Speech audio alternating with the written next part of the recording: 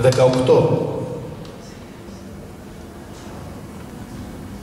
Σε 18 λεπτά φεύγει η μέρα που δεν εκτέθηκε η ψυχή της επάνω στη θέληση της διαφάνειάς μας.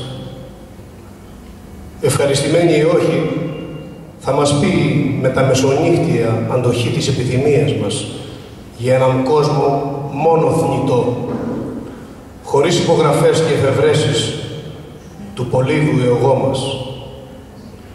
Φεύγει λοιπόν ή έρχεται άλλη μία κατεργασμένη συνήθεια σε ένα ράφι με ολιγομίλητες αναζητήσεις του νου και συνευρέσεις με τον απόθητο καιρό της άτολμης καλοσύνη μας. Ο κόσμος λυτρώνεται από αυτούς που ζαλίστηκαν από επιθυμίες. Δυο άρματα μάτια τον καταστρέφουν στην πρώτη λύτρωση. Να ο κόσμος έφηβος σε 18 κραυγές αγάπης. Να ο λόγος που περηφανεύεται για τις κατακτήσεις του. Να οι πράξεις, ρακένδυτες, πολύμαχες, φτωχές και νύχτες.